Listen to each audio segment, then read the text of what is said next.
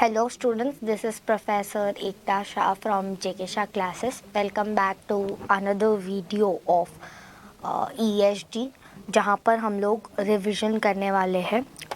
अभी I guess अपने जो मैंने येलो हाईलाइटेड किया है ये अपना हो गया है। मैंने तुम लोग को दो मार्कशीट्स भी मैंने तुम लोग को दो ESG की मार्कशीट्स बताई है जहाँ पर दोनों स्टूडेंट्स को एक को 75 आया है, एक को 71 आया है। जिसको 71 आया है शी इज़ आर AIR3। तो आई होप तुमको अभी पेपर कैसे लिखना है, कैसे मार्क्स मिलते हैं उसका भी आइडिया आ गया होगा। यही सेम वीडियो में मैंने सीक्वेंस की भी बात की है, ठीक है। मैंने सीक्वेंस की भी बात की है। मैंने तुम लोग को क्या अप्रोच होना चाहिए, कैसे पढ़ना है तुम्हें, वो सब भी मैंने तुमको इसमें मैंने तुमको बताया है, ठीक है। अभी वी आर स्टार्टिंग विथ, अभी देखो मैंने तुमको ऑलरेडी बता दिया था कि chapter number 12 is not important. Why? Because chapter number 12 में कुछ भी नहीं है और एक आधे दो पॉइंट्स जो है वो ऑलरेडी चैप्टर 19-20 में कवर्ड है। कौन से टॉप पॉइंट्स है? एक तो वो top 1000 listed entity by market capitalisation, वो BRSR वाला है। एंड बस वही एक पॉइंट है, बट वो पॉइंट तो ऑलरेडी तुम क्या कर चुके हो, तुम ऑलरेडी पढ़ चुके हो, तो तुमको अलग से पढ़ने का कुछ ज़रूरत नहीं है। एनवायरनमेंट वाला चैप्टर मैं रिकॉर्ड नहीं कर रही हूँ, ग्रीन इनिशिएटिव्स भी मैं रिकॉर्ड नहीं कर रही हूँ। The reason is very clear, because यहाँ पर अपना चैप्टर में कुछ ज़्यादा है नहीं कंटेंट खास, प्लस ये चैप्टर का मैंने मॉड्यूल मार्किंग्स दिया है।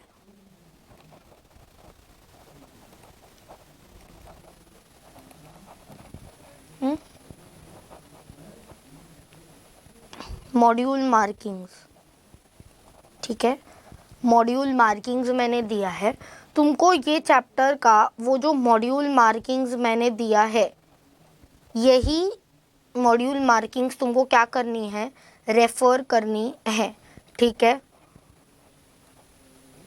जो मॉड्यूल मार्किंग्स मैंने दी है तुमको यही मॉड्यूल मार्किंग्स को रेफरेंस करना है, ठीक है। ये दोनों चैप्टर 13 और 15 दोनों चैप्टर को मिलाकर वेटेज इज 5 मार्क्स। दोनों चैप्टर को मिलाकर, हाँ, दोनों मिलाकर वेटेज इज 5 मार्क्स, ठीक है। अभी ये पर्टिकुलर वीडियो में हम स्टार्ट करने वाले हैं with your chapter number 11 business ethics, code of conduct and anti bribery, ठीक है। अभी मैं तुमको ना, अभी अगर तुम देखोगे तो ये देखो ये चैप्टर कितना बड़ा है। ये चैप्टर ऑलमोस्ट 45 पेजेस का है, ऑलमोस्ट करीबन 45 पेजेस का ये चैप्टर है, ठीक है।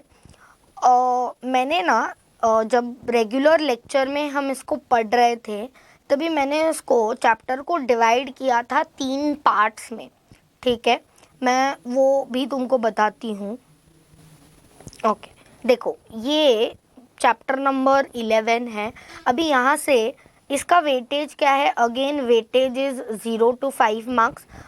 यहाँ से क्वेश्चन आ सकता है और J24 में भी आया था, D24 में भी आया था। एक क्वेश्चन आया था तुमको, दोनों चैप्टर से लगभग एक क्वेश्चन आया ही है। और D24 में 7 मार्क्स का क्वेश्चन आया था, ठीक है। D24 में तो मैंने जो इम्पोर्टेंट क्वेश्चंस तुमको मार्क करवाए थे उसी में से 2 क्वेश्चन आए थे। एक क्वेश्चन 7 मार्क्स के लिए आया था, एक क्वेश्चन 5 मार्क्स के लिए आया था, बट जो क्वेश्चंस मैंने मार्क करवाए थे उसी में से आया था, ठीक है। अभी यहाँ पर बट इस चैप्टर का वेटेज करीबन 0 to 5 मार्क्स ही है, प्लस पैटर्न और we can say type of questions कौन सा आएगा।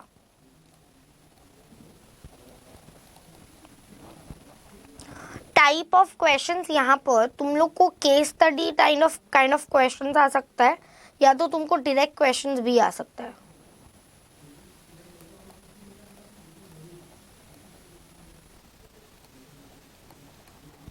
केस स्टडी भी आ सकता है, डायरेक्ट क्वेश्चंस भी आ सकता है। समझ रहा है तुमको? अभी मैंने रेगुलर लेक्चर में क्या किया था, देखो ये चैप्टर ना सबसे पहले एथिक्स के बारे में बात कर रहा है, फिर एंटी ब्राइबरी लॉज के बारे में बात कर रहा है। एंटी ब्राइबरी लॉज मतलब उसमें 3 लॉज है प्रिवेंशन ऑफ एंटी ब्राइबरी वाला। ये देखो,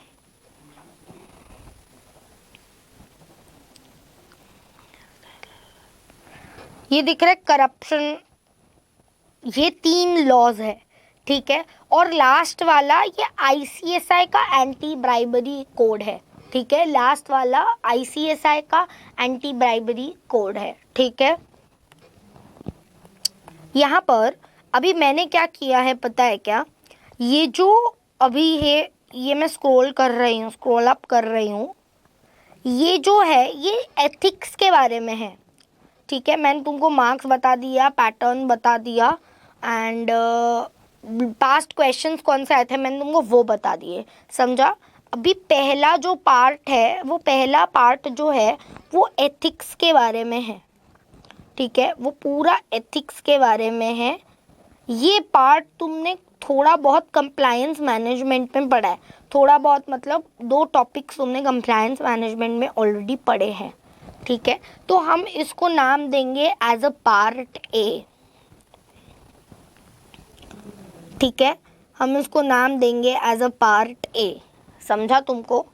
उसके बाद ये पूरा जनरल बिजनेस एथिक्स के बारे में है, 5 बॉटम लाइंस है, वही सब 4 फंडामेंटल प्रिंसिपल्स है, एथिकल डिलेमा है, डिलेमा डायलेमा व्हाटएवर यू से, वो है, वो सब है, ठीक है।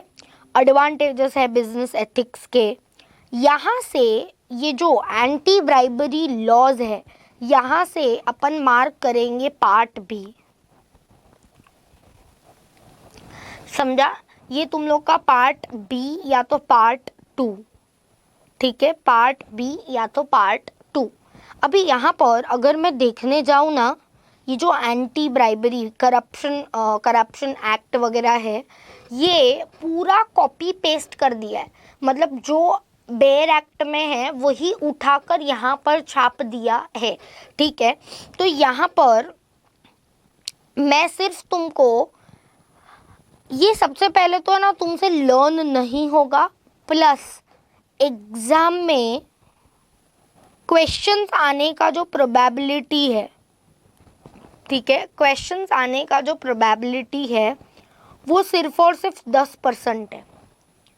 10% किसका? पार्ट बी से आने का प्रोबेबिलिटी, समझ रहा है तुमको? पार्ट बी से आने का प्रोबेबिलिटी को एग्ज़ाम में सिर्फ और सिर्फ 10% है। ये मैं क्यों बोल रही हूँ? बिकॉज ये कंटेंट ही पूरा मतलब बहुत अजीबोगरीब कंटेंट है। प्लस ये लोग ने क्या किया है, देखो, अगर तुम कभी भी बेयर एक्ट देखते हो ना तुमको ये सब दिखता है। ये लोग ने क्या किया है, पूरा बेयर एक्ट ही कॉपी पेस्ट करके डाला है, समझ रहा है? तो यहाँ से क्वेश्चंस आने का बहुत कम चांसेस है एज पर माय एक्सपीरियंस। तो यही कुछ है, करीबन 40 पेज, 30-35 पेज तो यही है, ठीक है। हम इसको पार्ट बी करके नाम देंगे। एंड लास्ट जो है, लास्ट ये हम बोलेंगे इसको पार्ट सी। पार्ट सी ये जो है ये ICSI का एंटी ब्राइबरी कोड है, ठीक है। ये इम्पोर्टेंट है, ठीक है। मतलब इम्पोर्टेंट क्या है? इम्पोर्टेंट पार्ट ए है, पार्ट सी इम्पॉर्टेंट है ये चैप्टर में से, समझा। यहाँ से क्वेश्चंस काफ़ी ज़्यादा बन सकते हैं, मतलब part A and part C से क्वेश्चन आने की प्रोबेबिलिटी 90% है, एंड पार्ट बी से क्वेश्चन आने की प्रोबेबिलिटी सिर्फ और सिर्फ 10% है। समझ में आ रहा है? तो रिवीजन सेशन में मैं क्या करूँगी, मैं पार्ट ए पहले पढ़ाऊँगी, फिर पार्ट सी पढ़ाऊँगी, फिर मैं पार्ट बी के तुमको कुछ इम्पॉर्टेंट सेक्शंस कवर करवा दूँगी। देखो पार्ट बी काफ़ी ज़्यादा लेंदी है, अगर मैं इसको डिटेल में पढ़ाने जाऊँ ना तो ये 15-17 घंटे लगेंगे पढ़ने के लिए, मतलब तुमको पढ़ाने के लिए, पढ़ने के लिए क्या, तो it is actually a waste of time. तो 10-12 घंटे में वीडियो पूरा इतना सब रिकॉर्ड करके भी वो तुम्हारे दिमाग में नहीं बैठने वाला है, प्लस उसमें तुम्हारा मार्क्स स्कोरिंग नहीं होगा। अभी जो लास्ट 2 अटेम्प्ट्स इंस्टीट्यूट के मैंने जो देखे हैं वो काफ़ी ज़्यादा रिलेटेड है part A and part C के साथ ही, बट जस्ट इन केस अगर क्वेश्चन पार्ट बी से आता भी है तो मैं तुमको वैसे इम्पॉर्टेंट क्वेश्चंस, वैसे इम्पॉर्टेंट पॉइंट्स या वैसे इम्पॉर्टेंट कोई सेक्शंस तुमको मार्क करके दूंगी, तुम वो उतने इम्पॉर्टेंट सेक्शंस पार्ट बी के कर सकते हो, ठीक है। अभी अगेन जब भी तुम चैप्टर नंबर 11 के साथ स्टार्ट करोगे, first you will start with part C और you will start with part A, ठीक है। अगर for example if you are starting with part A, then तुम पार्ट ए पहले ख़त्म करो, तुम पार्ट सी ख़त्म करो एंड देन पार्ट बी के इम्पॉर्टेंट क्वेश्चंस पे जाओ। समझ रहा है तुमको? बट यहाँ पर पार्ट ए ख़त्म होने के बाद पार्ट बी मत लेना। एंड अगेन ये जो पार्ट है, ये पार्ट का बाइफरकेशन मैंने किया है, ठीक है। तुम्हारे मॉड्यूल में अगर तुम देखोगे तो तुमको ये कोई बाइफरकेशन मिलने नहीं वाला है, ये बाइफरकेशन मैंने किया हुआ है, ठीक है। चलो let's start with part A. Part a most important part है, वहाँ से क्वेश्चन आने का प्रोबेबिलिटी 100% है। एवरी अटेम्प्ट मतलब 2 अटेम्प्ट से वहाँ से क्वेश्चंस आ ही रहे हैं एंड वहाँ से क्वेश्चंस आएंगे ही, इज़ व्हाट आई फील, ठीक है। ठीक है, चलो एज ऑलवेज, ठीक है। मैं एक और बार तुमको वेटेज बता देती हूँ। Weightage will be 5 marks, type of pattern will be case study plus a direct question.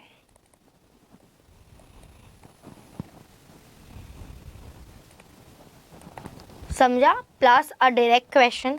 अभी देखो एज ऑलवेज अपन हर जगह पर इंट्रोडक्शन मार्क करते हैं, तो इसमें से मैं तुमको 3 points as a introduction mark करके दे रही हूँ, ठीक है।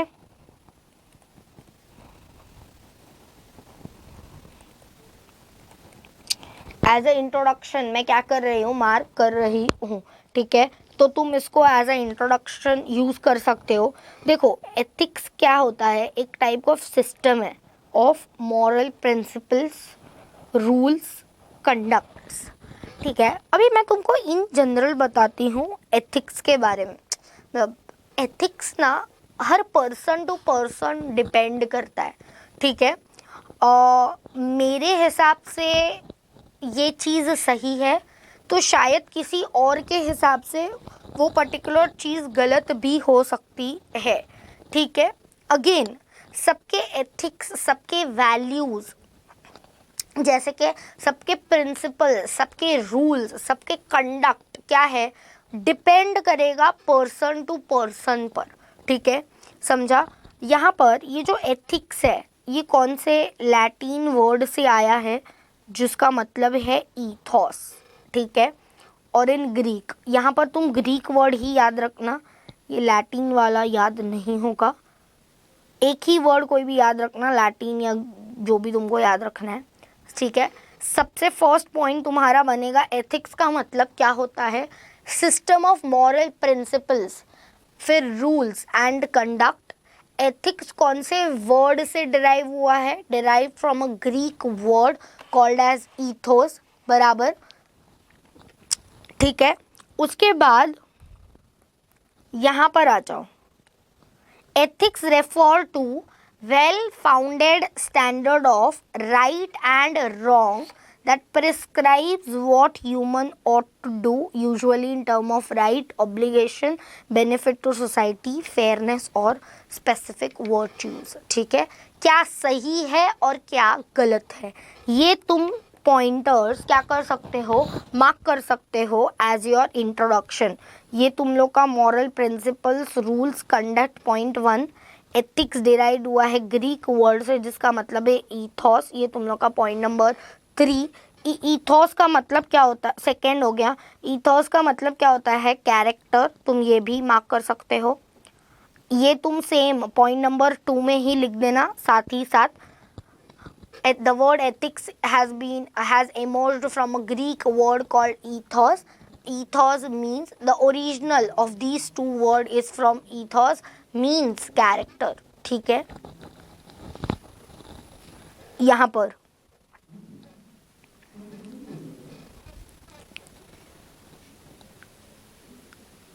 ठीक है। उसके बाद यहाँ पर, और ये तुम लोग का पॉइंट रहेगा पॉइंट नंबर 3। ठीक है, ये पॉइंट रहेगा तुम लोग का पॉइंट नंबर 3, बराबर। ये तुम इंट्रोडक्शन में लिख सकते हो।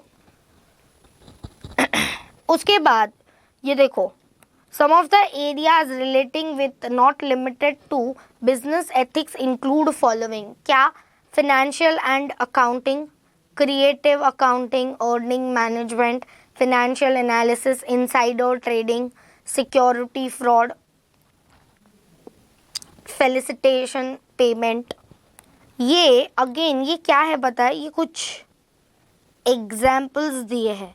यहाँ पर मैंने तुमको वो सत्यम का एग्जाम्पल दिया था, यहाँ पर मैंने तुमको सत्यम का एग्जाम्पल दिया था, बराबर। मैंने तुमको वो बताया था रेगुलर लेक्चर में, मैंने इसमें सत्यम का एग्जाम्पल दिया था, इफ़ यू रिमेंबर। फिर ह्यूमन रिसोर्स मैनेजमेंट में यहाँ पर दिख रहा है executive compensation, affirmative actions, work place surveillance, whistle blowing, occupation safety and health, यहाँ पर ये सब दिया है। Sales marketing, fix pricing, green house waste, ये सब ये तुम्हारे लिए इम्पोर्टेंट नहीं है, यहाँ से क्वेश्चंस नहीं बन सकता। यहाँ पर आ जाओ, feature of business ethics are as under, ये इम्पोर्टेंट है।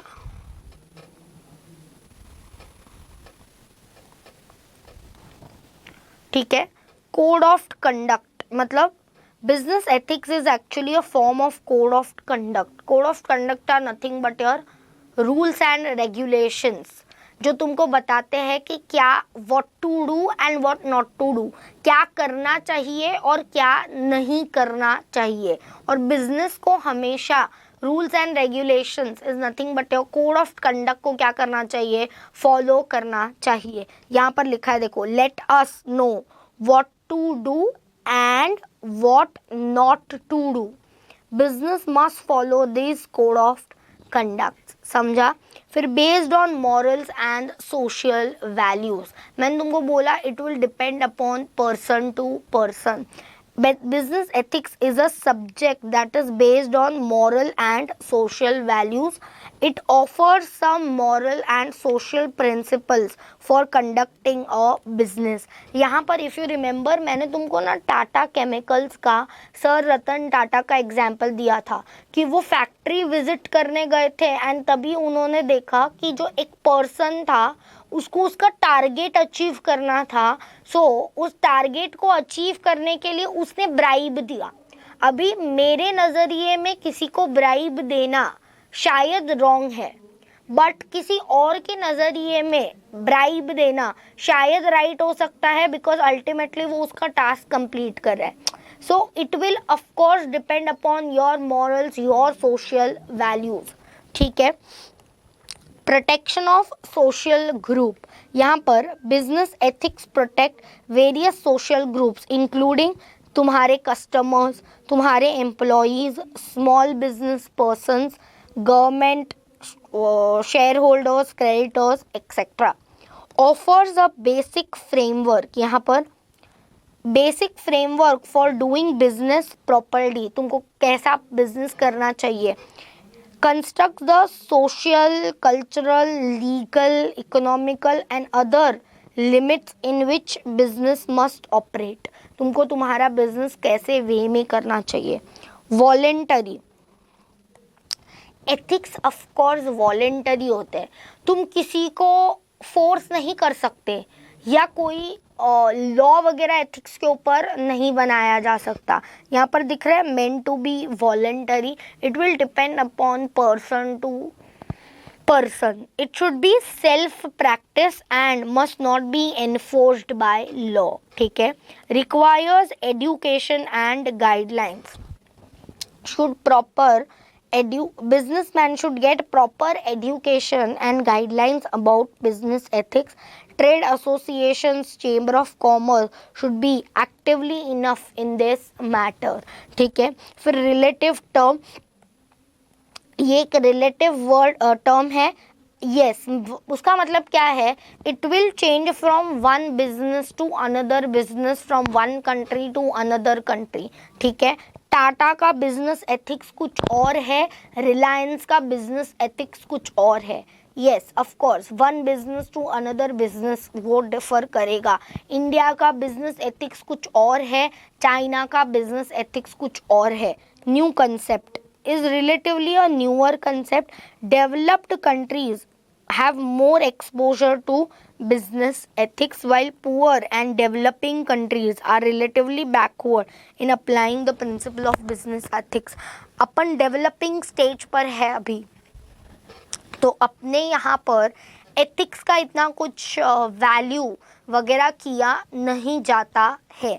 ठीक है, अभी एक और बात, यहाँ पर अगर तुम ध्यान से देखोगे ना, तो देखो कंटेंट एक एक लाइन का ही है। ठीक है, in case if you get a 5 marks का क्वेश्चन, तो तुम इसमें से कोई भी 6 पॉइंट्स लिखो, एंड ये 6 पॉइंट्स के साथ ऊपर कोई 2 वर्ड लिख दो, मतलब सॉरी 2 वर्ड क्या, 2 पॉइंट लिख दो इंट्रोडक्शन के। कौन से पॉइंट्स लिखोगे, meaning of ethics is a system moral of moral values rules and conducts. Ethics has been derived from a word called ethos, which means character. ये 2 पॉइंट तुम लिखोगे and then you will start writing with the principles. ठीक है, तो इसमें से भी तुमको जो सही लगे वो तुम लिख सकते हो। यहाँ पर जो तुमको आराम से याद रहे वो तुम लिख सकते हो। ठीक है, उसके बाद क्या प्रिंसिपल्स है, प्रिंसिपल्स ऑफ बिजनेस एथिक्स। ठीक है, फर्स्ट इज अकाउंटेबिलिटी। ये अकाउंटेबिलिटी मतलब answerability. Ethics is all about taking individual responsibility, it goes both ways. Individual are responsible for unethical practices of firm because they did not come forward to become whistleblower. मतलब अगर मेरे organisation में कुछ गलत चल रहा है तो मेरा जिम्मेदारी बनता है कि मैं कोई कंसर्न पर्सन को जाऊँ एंड बोलूँ। अगर तुमने वो स्टेप नहीं लिया, मतलब तुम विसल ब्लोवर नहीं बने, तो तुम खुद रिस्पॉन्सिबल हो वो पर्टिकुलर अनएथिकल प्रैक्टिस के लिए। वो पर्टिकुलर अनएथिकल प्रैक्टिस होने का रीज़न तुम खुद ही हो। ठीक है, similarly when a employee indulges in unethical behaviour the firm is responsible. उसके बाद वाइज वर्सा, मतलब अभी टॉप मैनेजमेंट तक या फर्म तक वो बात पहुंच गई है, बट फर्म उसके ऊपर कोई एक्शन नहीं ले रहा है। जब भी तुम कोई एक्शन नहीं लेते हो तो वो भी शो करता है कि वो क्या है, अनएथिकल प्रैक्टिसेस है। मतलब क्या, तुम कोई एक्शन नहीं ले रहे हो, मतलब तुम वो चीज़ को बढ़ावा कर रहे हो कि भाई तुम कर लो, तुमको जो करना है वो करो, at the end of the day हमारा काम हो रहा है ना, तो हमको कोई फ़र्क नहीं पड़ता है, तो जो दूसरे भी लोग हैं वो भी करेंगे फिर। Next point is care and respect. Professional interaction between co-workers should be responsible and respectful.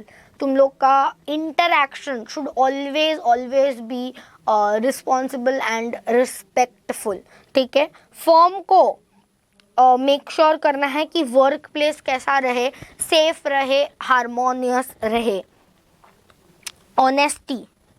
The best way to gain the trust from employee is to be transparent communication with them. मतलब अगर तुमको honesty में अगर तुमको trust चाहिए किसी का, तुमको ट्रस्ट जीतना है, तो तुम ट्रांसपेरेंट रहो कि भाई जो भी है वो यही है, हम ऐसे ही वे में वर्क करते हैं, हम लोग का यही पैटर्न है, यही फ्लो है, यहाँ पर या तो यही काम है, यही काम नहीं है, तो सो दैट वो दूसरे पर्सन को भी समझ में आए whether I should stick to this organisation और I will get a better opportunity outside, या तो मैं स्विच डाउन कर लूँ या वैसा कुछ.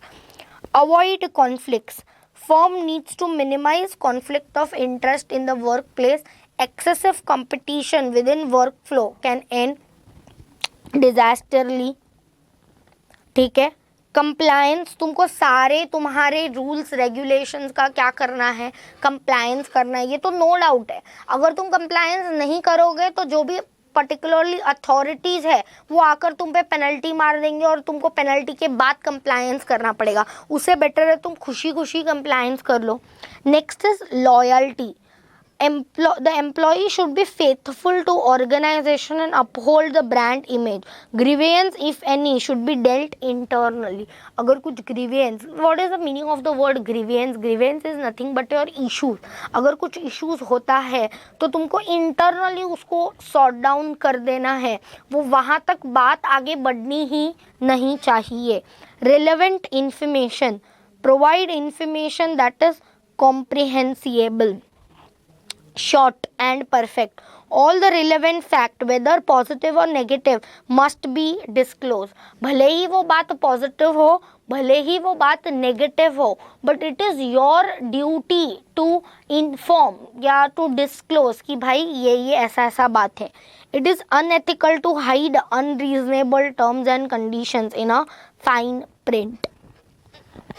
तुमको कोई अनरीजनेबल या कोई ऐसा टर्म्स एंड कंडीशंस को छुपाना नहीं चाहिए.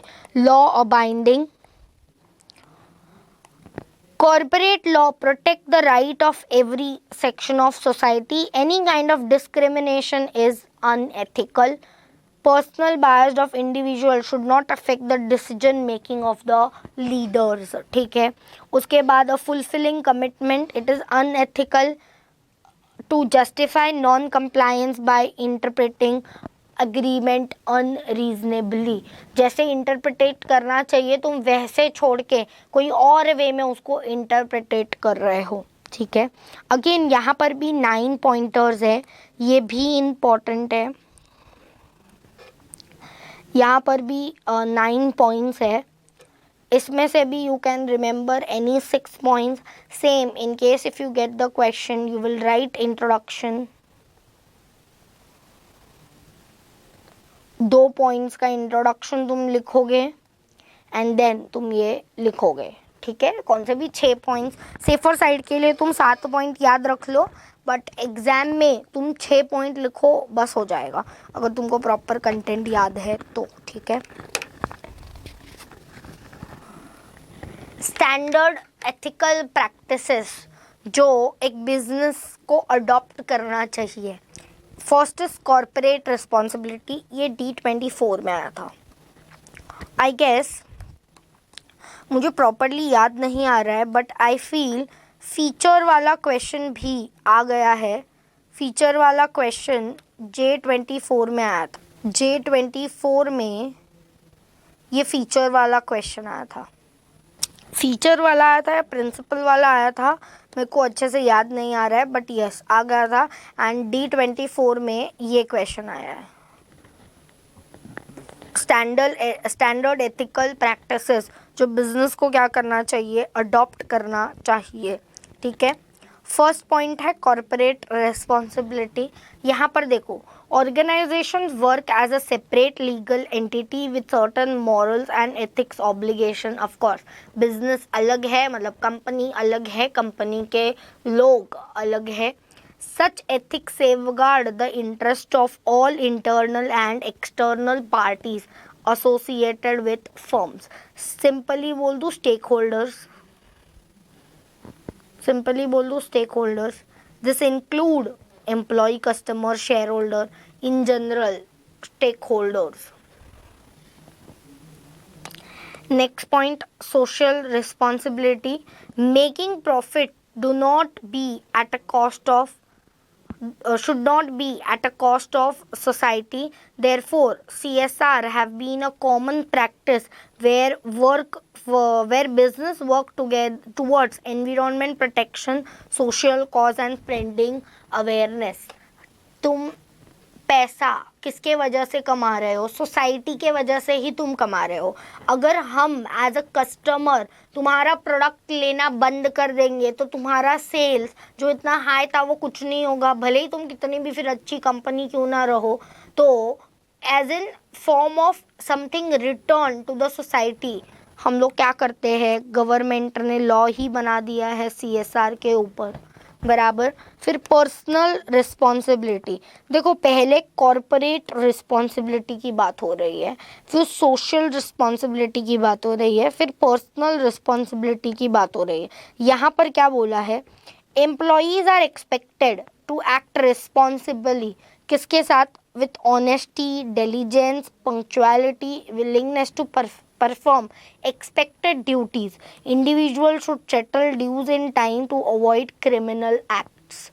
तुम्हारा पर्सनल रिस्पॉन्सिबिलिटी, पर्सनल जिम्मेदारी बनता है कि जो भी काम तुमको दिया गया है वो तुम ऑनेस्टी के साथ कर रहे हो, डिलीजेंस के साथ कर रहे हो, मतलब ध्यान से कर रहे हो, पंक्चुअलिटी के साथ कर रहे हो, विलिंगनेस के साथ कर रहे हो. ये विलिंगनेस के साथ मतलब तुमको काम दिया है इसीलिए तुम ये काम नहीं कर रहे हो, तुमको एक्चुअली में वो काम करना भी है, तो वो तुम एक इंटरेस्ट शो कर रहे हो, मतलब तुम विलिंगनेस शो कर रहे हो. Technology ethics. यहाँ पर 21st century companies have adopted e-commerce practices. Technology ethics include क्या? Customer privacy, personal information, intellectual property, fair practices. जैसे ही तुम कोई भी ई-कॉमर्स प्लेटफॉर्म पर रजिस्टर करते हो वहाँ पर तुम लोग का सारा पर्सनल डेटा शेयर होता है, तुम्हारा नाम, ID, email address, mobile number etcetera etcetera, जो कुछ भी है सब कुछ शेयर होता है. 5th, fairness. Favouritism is highly unethical. मुझे वो फेवरेट है इसलिए जो वो बोलेगा मैं उसकी बात सुनूंगी, नहीं, वैसा नहीं चलता है. Every individual possesses certain personal bias, but at a workplace, personal beliefs and bias should not affect decision making. मुझे वो पर्टिकुलर इंसान अच्छा लगता है, मुझे उसकी सोच अच्छी लगती है, तो वो जो बोलेगा उसके हिसाब से मैं डिसीजन लूँगी, नहीं. ज़रूरी नहीं है कि वो मुझे उसका डिसीजन मेकिंग अच्छा लगता है तो वो मेरे ऑर्गेनाइजेशन के लिए भी उसका डिसीजन मेकिंग अच्छा हो. So yes, the firm has to ensure fair chances of growth and promotion for all. सबके हित के बारे में तुमको क्या करना है, सोचना है, ठीक है. उसके बाद trustworthiness and transparency. Business should maintain transparency and business practices and financial reports. ठीक है, तुमको ट्रांसपेरेंट रहना है. जब भी तुम ट्रांसपेरेंट रहोगे लोगों को तुम्हारे ऊपर और ज़्यादा विश्वास आएगा. वो लोग क्या बोलेंगे कि अरे भाई इनका कुछ भी होता है तो ये लोग तुरंत सब कुछ वेबसाइट पर डिस्क्लोज कर देते हैं, भले ही फिर वो बुरा अच्छा हो या बुरा हो, बट तुरंत से ये लोग का सब कुछ तुमको पब्लिकली डॉक्यूमेंट अवेलेबल मिल जाएगा. That is nothing but your transparency. Transparency in business ethics and financial reports. अगर फिनेंशियल रिपोर्ट्स पॉजिटिव है तो भी तुम बता रहे हो, पॉजिटिव होता है तो सभी ही बताते हैं, बट अगर तुम्हारे फाइनेंशियल रिपोर्ट्स नेगेटिव है तो भी तुम क्या करते हो, तो भी तुम बताते हो. यहाँ पर मैंने तुमको एग्जाम्पल दिया था टाटा मोटर्स का, कि टाटा मोटर्स का मैनेजमेंट मीडिया पर आके वो लोग बोले थे कि फॉर सम क्वार्टर्स, मतलब ये अभी के 2-4 क्वार्टर्स हमारा जो सेल्स है वो इतना अच्छा नहीं होगा, हम लोग के प्रॉफिट्स में डिक्लाइन होगा. क्यों, क्या उन लोग ने रीज़न भी बताया था. Why? Because they were planning for their EV का सब कुछ उसके लिए. एंड एक्चुअली में वैसा हुआ भी, मतलब सेल्स बहुत ज़्यादा डाउन हो गई, स्टॉक प्राइस बहुत ज़्यादा क्रैश हो गया. मतलब Tata Motors has made a high of almost 1150 something, 1200 रुपये पकड़ लो. एंड अभी करीबन स्टॉक ट्रेड कर रहा है कुछ 600-700 पर. तो येस, स्टॉक ऑलमोस्ट 40-45% करेक्ट हुआ है. बट यहाँ पर जो लोग यहाँ पर टाटा मोटर्स के ऊपर बेट लगा रहे हैं, मतलब जो टाटा मोटर्स के बिजनेस पर बेट लगा रहे हैं वो लोग आज के डेट पर भी इन्वेस्ट कर रहे हैं।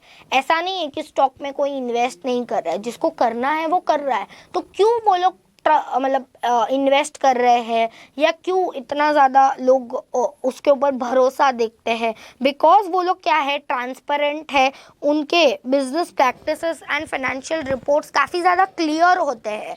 उन्होंने बोला कि अभी क्वार्टर्स में डिक्लाइन आएगा, आया डिक्लाइन, बट फिर भी शेयर्स में इतना कुछ बोलते ना आगे पीछे नहीं हुआ। वो तो शेयर्स का नीचे गिरना, उनका वो स्टेटमेंट बोलना, मार्केट क्रैश होना, ये सब एक ही टाइम पे हुआ है। तो वो बोलता ना कि स्टॉक की धुलाई और ज़्यादा हो गई है।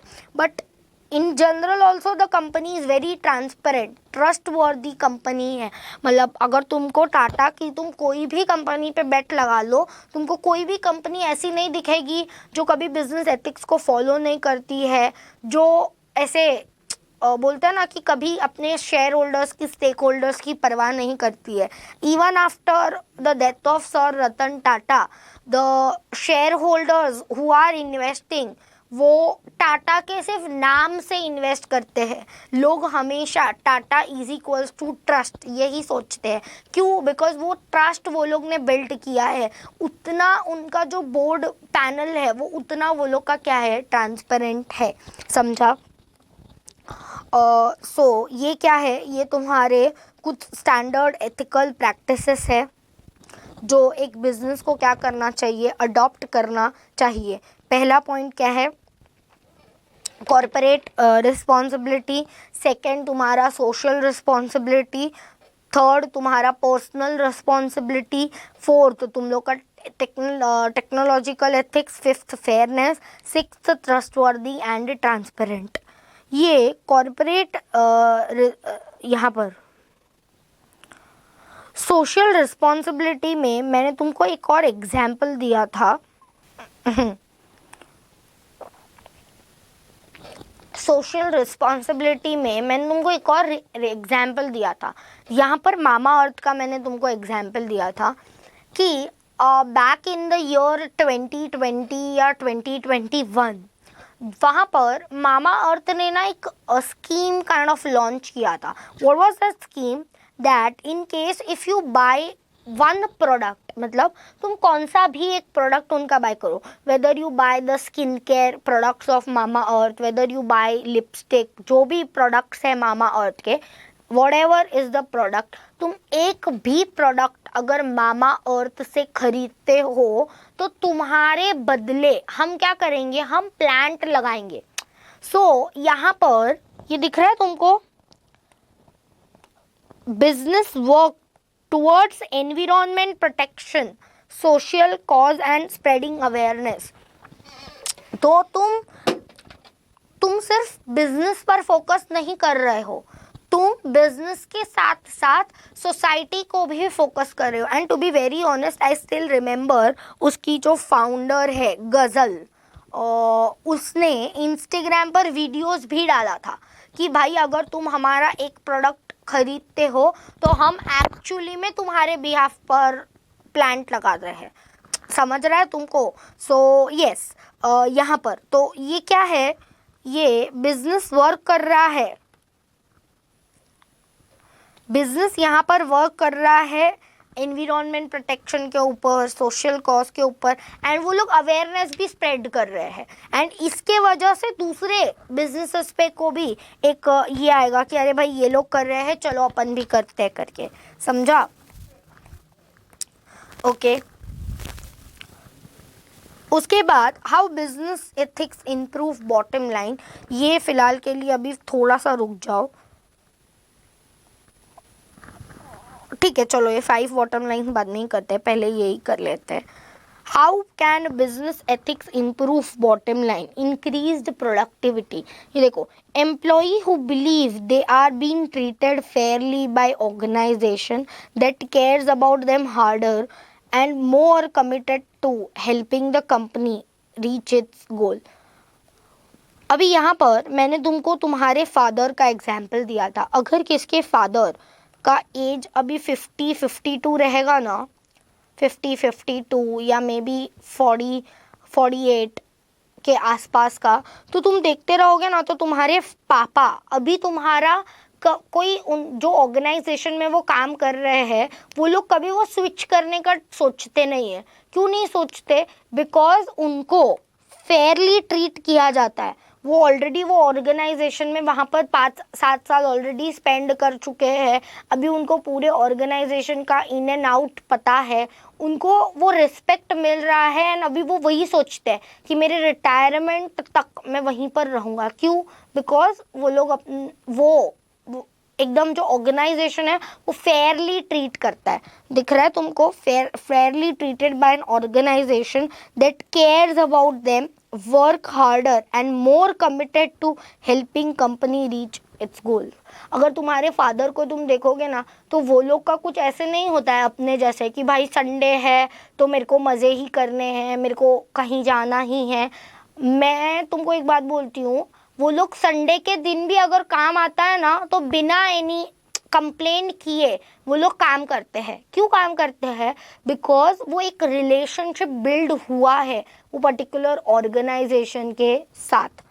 One owner of small business for example could choose to pay employee below market wage, knowing that they are not likely to find better employment opportunity in poor market job. Another company owns with a longer term perspective could make moral choice to pay above he does have to, even though he does not have to. His view would be unethical to take advantage of bad job. यहाँ पर दो examples दिए। समझो एक person ऐसा है जो market पे से कम पेमेंट कर रहा है, मतलब समझो ओरिजिनल पेमेंट 10,000 चल रहा है, वो एक एम्प्लॉय को 8,000 दे रहा है। क्यों? बोल के कि भाई मार्केट में अपॉर्चुनिटी नहीं है तो ये तो मेरे पास ही आने वाला है। बट एक पर्सन, एक ऑर्गेनाइजेशन ऐसा है जो मार्केट रेंज कितना चल रहा है, 10,000 चल रहा है, वो 10,000 ही पे कर रहा है या मोर देन 10,000 पे कर रहा है। यहाँ पर देखो, another organisation owner with a long term perspective could make the moral choice to pay above market wage. 10 के है, मोर देन ये कर रहा है, even though he does not have to.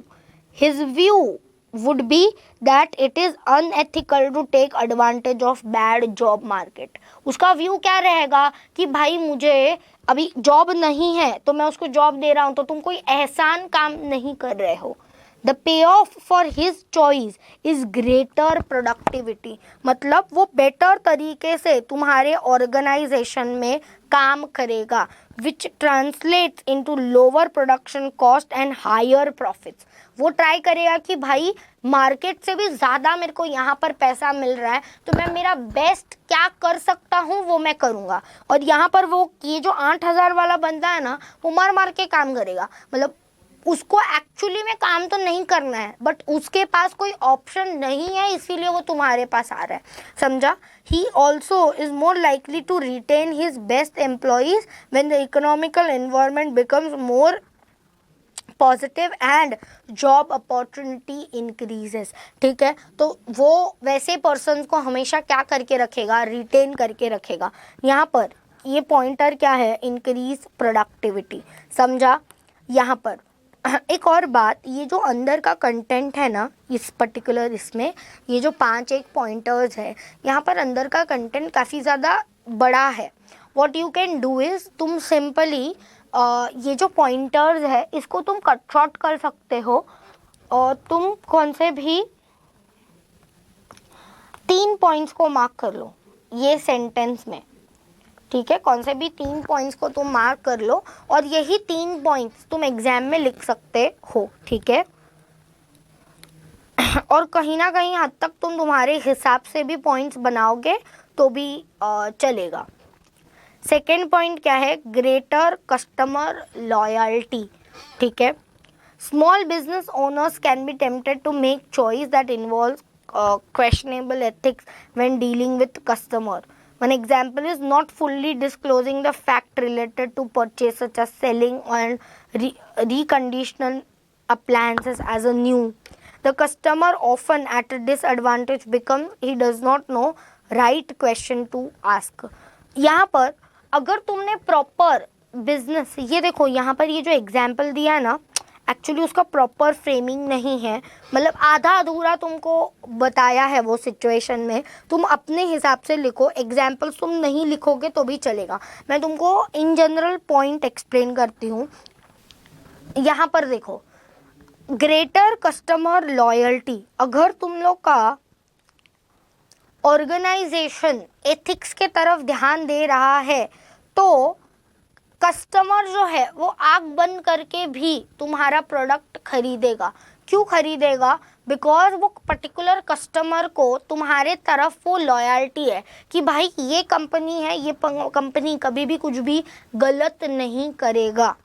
The penalty of operating a business in this fashion is low customer satisfaction and the likelihood the customer will neither purchase from the business again nor recommend it to other।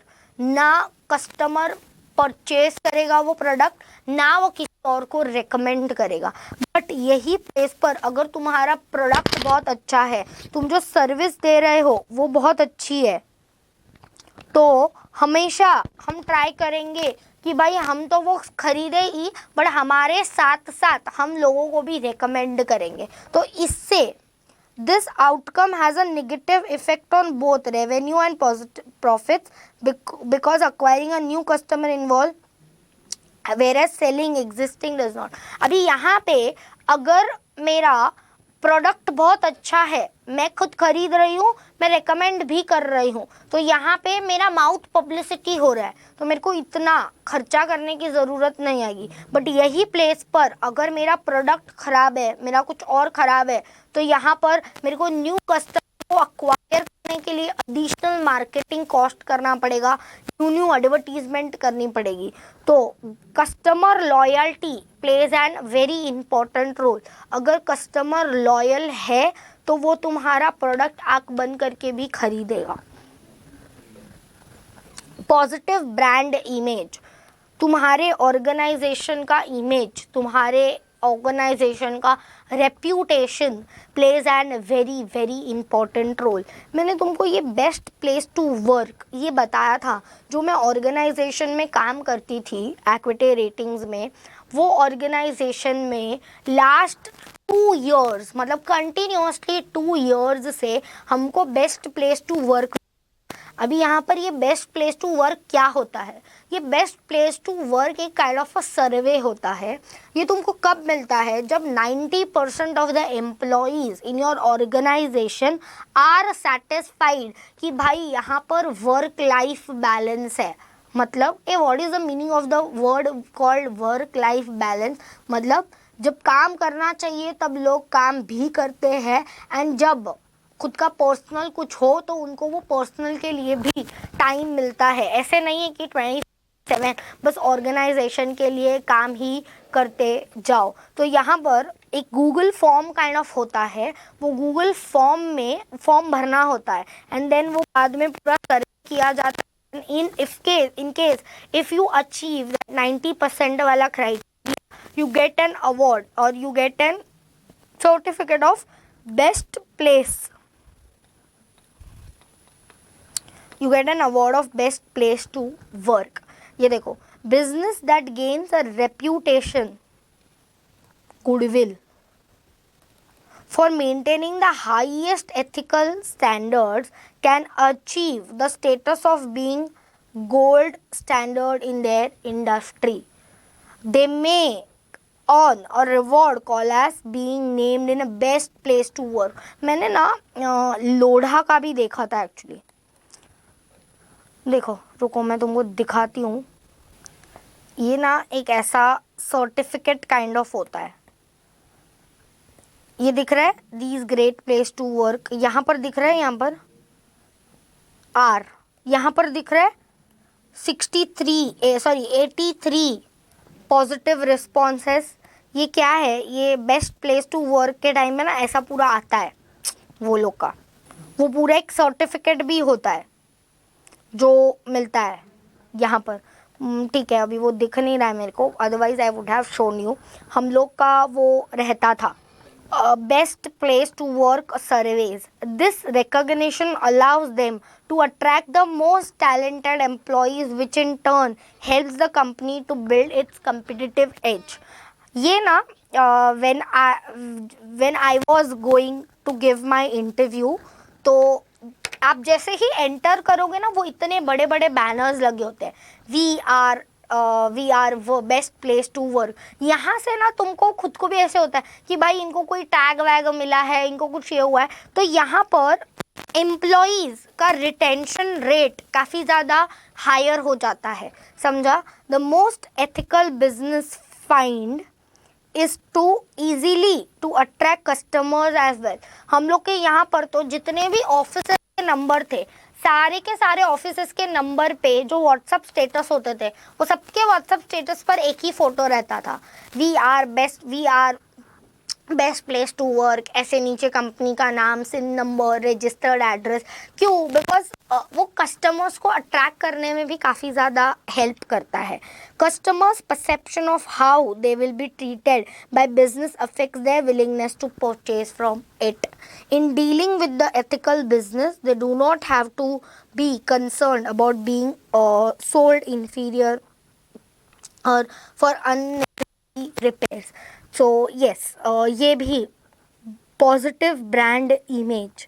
जब अगर तुम्हारा कोई positive brand image होता है, सो of course वो एक अलग ये क्रिएट करता है. जैसे कि हम लोग का भी एक मार्केट में, so yes, at JKSC we have a positive brand image. मतलब लोगों के इसमें we have a reputation in the market. Why we have a reputation? We are leading from last 40 years. So of course 40 years मतलब almost 4 decades. कोई industry 4 decades से है और कोई ऐसे 2-4 साल इंडस्ट्री में आया एंड बंद करके चला गया, वैसा कुछ सीन नहीं है. समझ रहा है? So yes, positive brand image of course plays an very important role. Avoid negative publicity. देखो, negative publicity you should always avoid. Negative publicity से ना तुम्हारा ही, वो बोलता है ना कि बिजनेस को इनडायरेक्ट वे में अफेक्ट होगा. ओपनिंग अप अपॉर्चुनिटीज़, तुम्हारे better you are opening up the opportunities. Growing a small business depends on finding new ways to attract customers and on effective way to do that is to develop joint ventures, market alliances or partnership with other businesses. Small, एक simple way में मैं कुछ बोलूँ तो JVs यहाँ पर दिया है. देखो, a business owner might find a company that has a large customer base in a city where his company is not well known. ये ठीक है, ओपनिंग अप अपॉर्चुनिटीज. एक बात, learn the head points.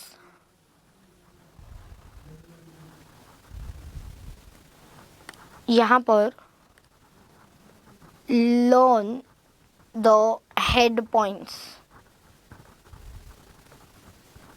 And write the content by yourself. ये BCom content है.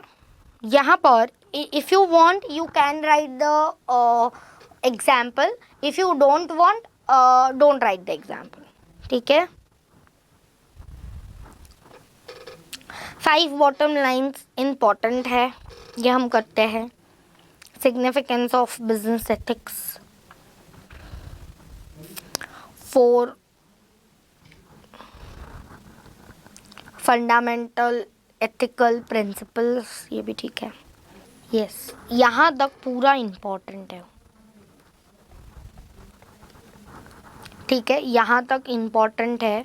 मैं तुमको एक बार सिर्फ J24 का पेपर में क्वेश्चन कौन सा है वो कंफर्म करती हूँ.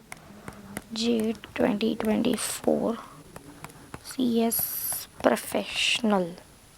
यस, ये वाला था. Correct, I was correct. ये देखो, business ethics is the study of business situations, activities, decisions where issues of right and wrong are addressed. It acts as a guideline for the way a business conduct itself and its transactions. In this context, what are the salient features of business ethics? मैंने तुमको बताया ना, मैंने तुमको बोला ना कि मेरे को कंफ्यूजन था कि कौन सा क्वेश्चन पूछा है. ये आई वॉज राइट, प्रिंसिपल नहीं पूछा है, ये फीचर्स ही पूछा था. ये रहा, देखो, features of business ethics: code of conduct, moral and social values, protection to social groups, offers a basic framework, voluntary, requires education, relative term, new concept. ये रहा, ये एक ही क्वेश्चन पूछा था. 5 मार्क्स के लिए स्ट्रेट फॉरवर्ड एक ही क्वेश्चन पूछा था. ठीक है.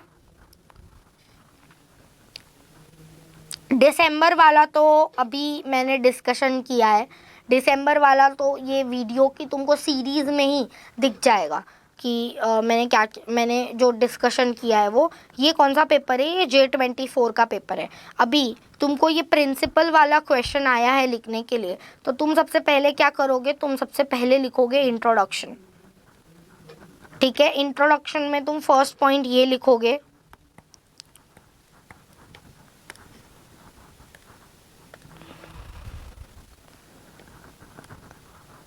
meaning of ethics is a system of moral principles, rules and conduct, फिर derived from ethos which means character. ये तुम 2 पॉइंट्स लिखोगे. ठीक है. इंट्रोडक्शन फर्स्ट, सेकेंड पॉइंट लिखोगे, फिर तुम नीचे लिख दोगे following are the features. Sorry, principles नहीं पूछा था, फीचर्स पूछा था. Features of business ethics, colon डाल के you can write A, B. 5 marks के लिए है क्वेश्चन.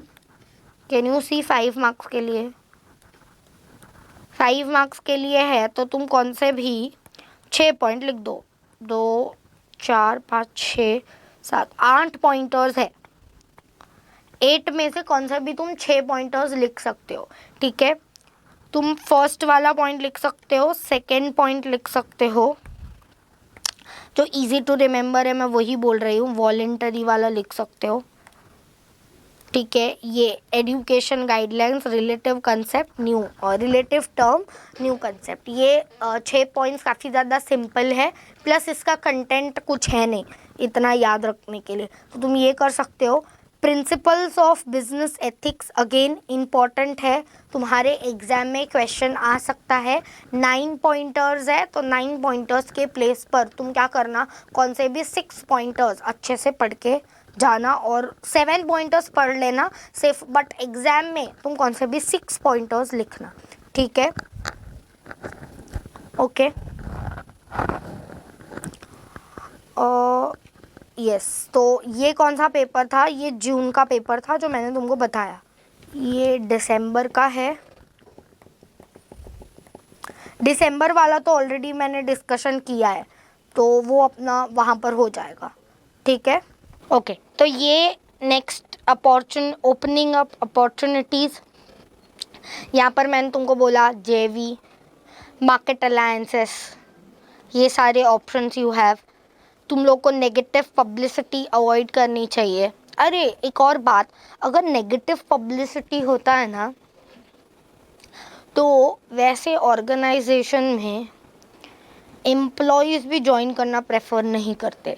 देखो, companies with a low ethical standard over time may acquire an unsavory reputation in a marketplace and in extreme cases attract negative publicity. तुम्हारे लो ethical standard के वजह से तुम्हारा automatically negative publicity होगा. इसमें मैं एग्जांपल दे सकती हूँ तुमको. रिलायंस इसका पावर वगैरह का, ये रिलायंस पावर एंड ऑल ये सब किसके अंडर आते हैं? ये सब मुकेश अंबानी के अंडर नहीं आते हैं, ये सब इसके उसके भाई के अंडर आते हैं, अनिल अंबानी के अंडर आते हैं। तो जब से अनिल अंबानी का बैंकरप्सी डिक्लेयर हुआ था तब से उसका नेगेटिव पब्लिसिटी स्टार्ट हो गया था। Consumer frequently contact the media and voice complain, television stations have consumer hotlines and do stories about company that are worst offenders। ये कुछ वो लोग ने ऐसे लाइंस वगैरह लिखे हैं। इन जनरल लोग तुम्हारे बारे में कंप्लेन करेंगे एंड ऑल, उसी की बात चल रही है। Customers who have a bad experience with the company quickly express their grievance through email or through posting on discussion board or consumers website on consumer satisfaction website. या तो तुमको पता है रेटिंग्स मिलता है 1 स्टार 2 स्टार 3 स्टार, तो तुम जानबूझ के 1 स्टार पे रेटिंग पे डालोगे and then you will write an whole note. So again वो सब नोट के वजह से भी नेगेटिव पब्लिसिटी होती है। If the complaints are frequently and valid the effect on sales and profit can be significant. इसमें मैंने तुमको रेगुलर लेक्चर में ओला का एग्जाम्पल दिया था, बराबर। ओला का वो इफ़ यू रिमेंबर वो जो 2 टायर वाला व्हीकल्स थे, ठीक है, वो अचानक से एक कोई तो शोरूम में ब्लास्ट हो गया था एंड देन उसके वजह से काफ़ी नेगेटिव पब्लिसिटी आई थी। एंड लोगों ने ये भी एक बात नोटिस की कि उसके सीईओस को, मतलब इस पे ट्विटर पे काफ़ी ज़्यादा ये पोस्ट जो है वो उसके सीईओस को मार्क किए थे, बट उसका सीईओ जो है वो क्या करता था, इग्नोर करता था। तो yes again if complaints are frequent and valid the effect on sales and profit can be significant। तो उसके बाद ओलो का मार्केट शेयर कम हो गया, ओला का मार्केट शेयर जो है वो ड्रास्टिकली क्या हो गया, रिड्यूस हो गया उसी के वजह से। Customer may not want to purchase from the company even if prices are low than competition। तो अभी है ना ओला ने एक स्टेटमेंट डाला था कि we are launching 2 wheelers at the price band of 30K to 40K, ठीक है, 30K to 40K was the price band. यहाँ पर ये रेंज में वो लोग क्या कर रहे थे, प्रोडक्ट्स को लॉन्चिंग कर रहे थे। तो वहाँ पर नो डाउट शेयर में बहुत बड़ा अप मूवमेंट आया, मतलब शेयर 2 दिन में कुछ आई गेस एक दिन उसने 20% की अपर सर्किट लगाई, मतलब यूसी लगाई थी, एंड देन आई गेस दूसरे दिन पर भी कुछ 10% की यूसी लगाई थी। What is UC? UC is nothing but the upper circuit लगाया था। बट देन टू जब भी वो इसमें आया, लॉन्चिंग में आया, तो बहुत सारे लोग ऐसे थे जो ओला की ईवी 2 व्हीलर्स को वगैरह क्या नहीं कर रहे थे, प्रेफर नहीं कर रहे थे, बिकॉज ऑफ कि उन लोग को मन में डर बैठ गया था कि भाई किधर वैसा कुछ होगा तो नहीं। So yes again it's an negative publicity, ठीक है। अभी यहाँ पर तुम लोग क्या करोगे,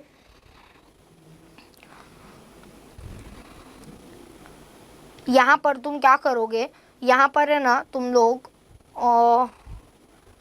हेड पॉइंट्स प्लीज़ तुम ध्यान में रखो, हेड पॉइंट्स काफ़ी अच्छी तरीके से ध्यान में रखो, ये जो हेड पॉइंट्स है वो, एंड तुम इसका कंटेंट जो है ना ये तुम्हारे हिसाब से लिखोगे तो चलेगा, ठीक है। कंटेंट तुम तुम्हारे हिसाब से लिखोगे तो चलेगा। मैं वापस तुमको बोल रही हूँ, कंटेंट इसके हिसाब से लिखने की कोई ज़रूरत नहीं है, तुम तुम्हारे हिसाब से लिखो चलेगा, ठीक है। Again 5 bottom line of future, most important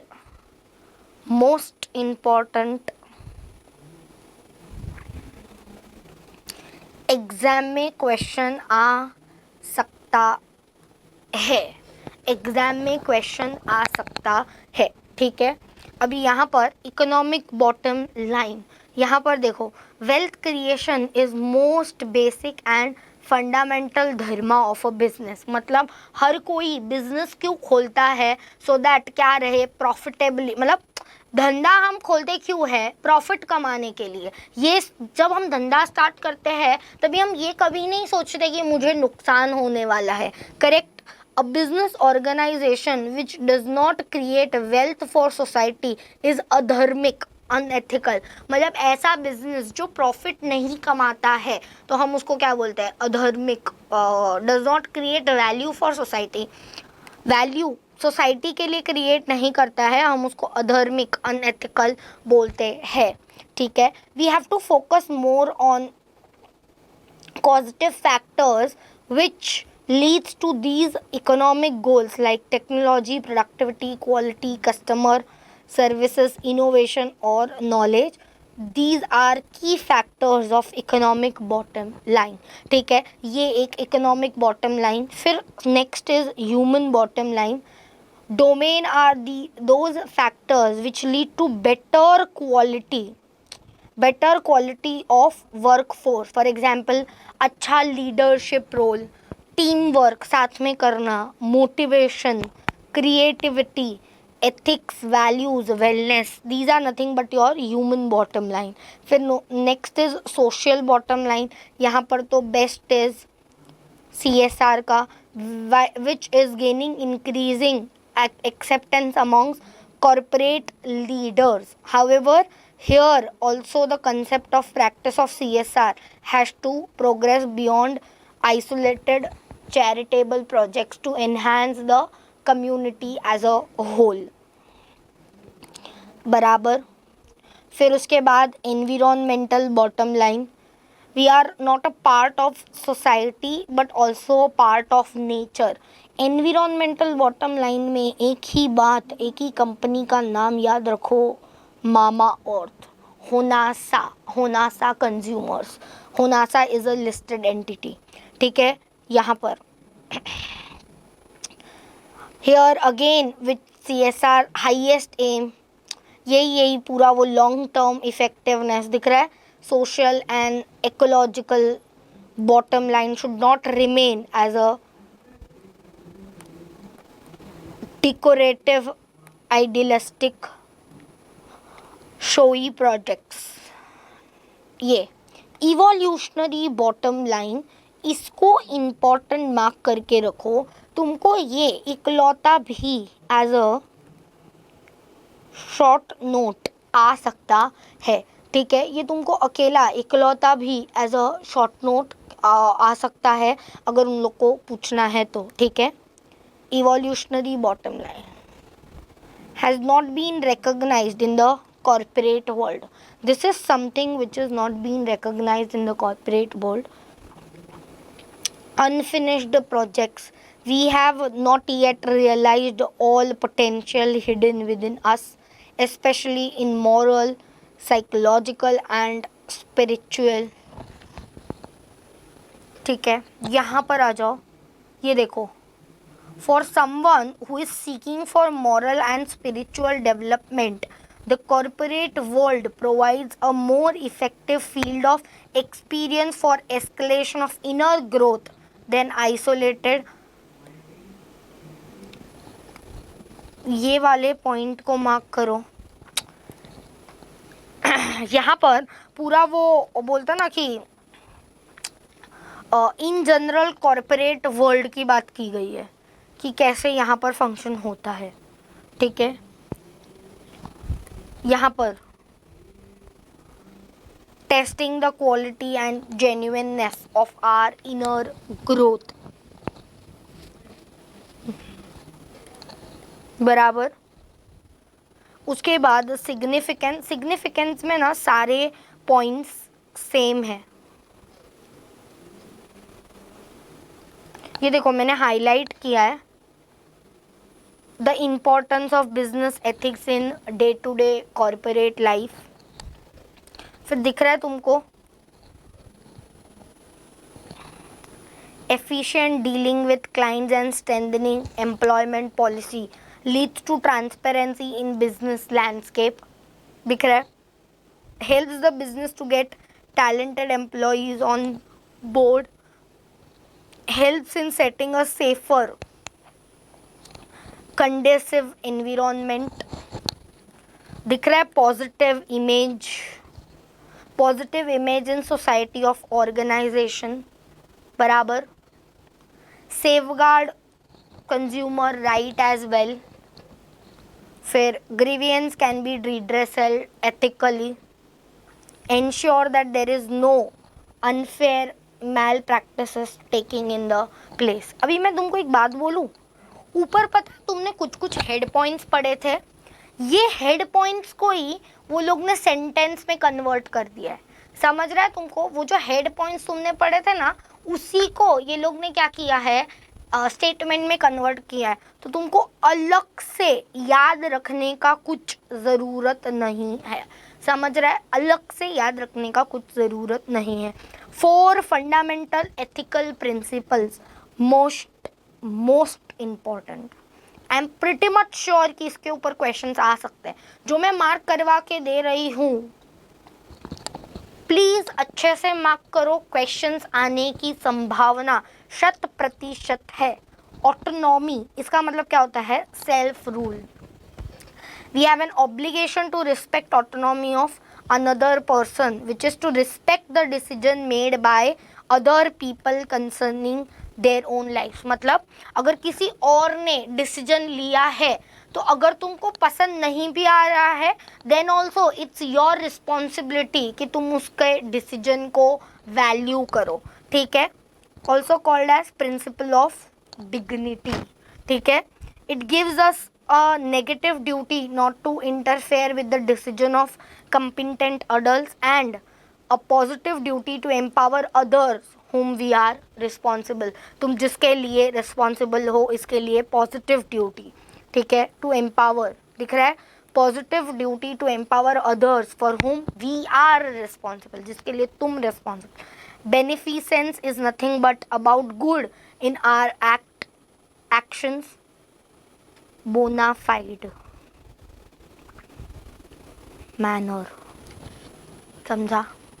non maleficence, first do no harm. ठीक है? We have an obligation for not to harm others. Justice, obligation to provide others with whatever they owe और deserve. जो वो deserve करते हैं, जो उनके हक का है, वो उनको मिलना ही चाहिए। यहाँ पर दिख रहा है in public life, obligation to treat all people equally, fairly and impartially. सबको फेयरली, इक्वली तुमको ट्रीट करना है। ठीक है? ओके, चलो अभी मैं तुमको ना एक मस्त सा सिनेरियो बताती हूँ, सुनो वो अच्छे से, एंड उसके साथ साथ मैं तुमको वो केस स्टडी, मैं तुमको कंसेप्ट भी एक्सप्लेन कर दूँगी। ठीक है? ओके, चलो I am giving you situation, ध्यान से सुनो, समझो। ठीक है? फॉर एग्जाम्पल,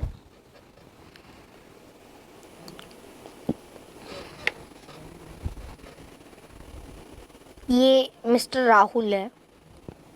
ठीक है? और ये मिस रिया है। ठीक है?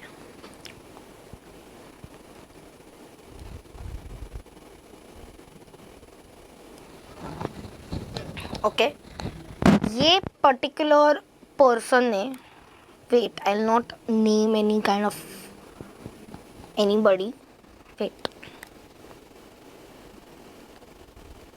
मिस्टर एक्स है ये, मिसेस वाई। ठीक है? ओके, इसने इसका रेप किया है। ठीक है? रेप किया है। Rape is a offence, criminal offence, correct? Criminal offence, correct? हम इसका केस फाइल करते हैं CRPC बराबर। अभी तो जबकि इनके सारे नाम, रूल्स वगैरह सब चेंज हो गए, भारतीय न्याय ये वो सब आ गया है। ठीक है? अभी मिस्टर एक्स ने रेप किया है वाई के इसमें। ठीक है? ये एक क्रिमिनल ऑफेंस है, सबको पता है। अभी मिस वाई की फैमिली ने केस फाइल किया है, ठीक है, केस फाइल किया है, ठीक है, और अभी ये केस चल रहा है हाई कोर्ट में, केस चल रहा है हाई कोर्ट में, बराबर। ये बैठे हैं जज साहब, ठीक है, जज बैठे हैं, ठीक है। ये मिस्टर ए है, ये लॉयर है, ठीक है, ये लॉयर है, और ये रिप्रेजेंट कर रहे हैं किसको पता है? डिफेंडेंट को। डिफेंडेंट मतलब कौन है? Mister x.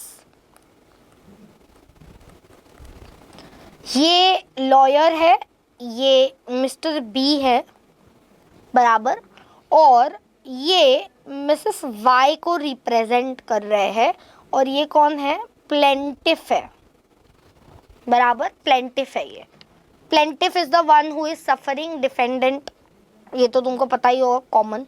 अभी सब कुछ हो चुका है, अभी लास्ट बारी आई है, मतलब जो भी सुनवाई कार्रवाई होनी थी वो सब कुछ हो चुकी है, ठीक है, सुनवाई कार्रवाई एक्सेट्रा एक्सेट्रा जो भी होना था वो हो चुका है। अब डिसीजन की बारी आई है, अब डिसीजन की बारी आई है। अभी डिसीजन में ये जो जज साहब है इसके पास दो ऑप्शन है, ठीक है। एक ऑप्शन ये है कि भाई तूने, मतलब ये जो मिस्टर बी है ये क्या बोल रहे हैं कि इसने रेप किया है, मैंने इसके जो चार्जेस है वो तुमको प्रूफ किए हैं कि हाँ इसने रेप किया है, ठीक है। तो इसको लाइफ इन प्रिजन, इसको डेथ पेनल्टी मिलना चाहिए, डेथ पेनल्टी, ठीक है, इसको क्या मिलना चाहिए? डेथ पेनल्टी मिलना चाहिए, बराबर।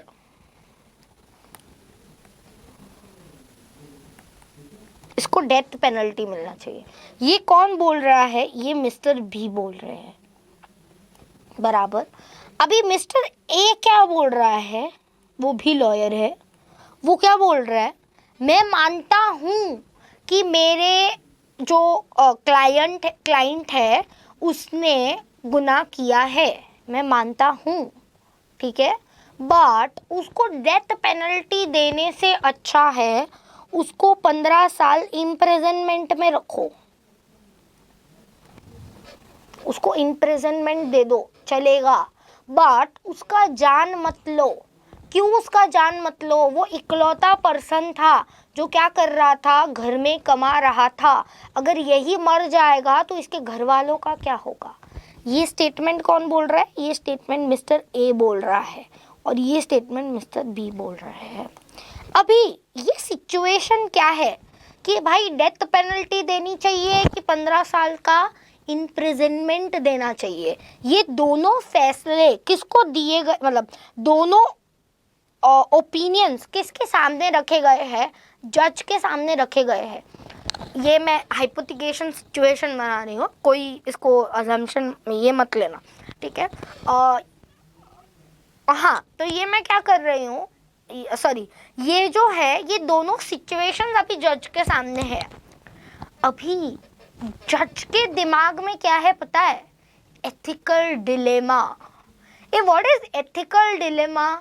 कि मैं इसको डेथ पेनल्टी दूं या मैं इसको इम्प्रिजनमेंट दूं? समझ रहा है? Ethical dilemma is a situation जहाँ पर तुम सोचते हो कि तुमको ये करना चाहिए या तुमको ये करना चाहिए, बट यहाँ पर जब भी कोई भी पर्सन डिसीजन लेगा, मतलब ये जो जज साहब है, ये जज साहब जब भी डिसीजन लेंगे ना, तो डिसीजन लेने से पहले उनको उसका डिसीजन का इम्पैक्ट सोचना है। समझ में आ रहा है?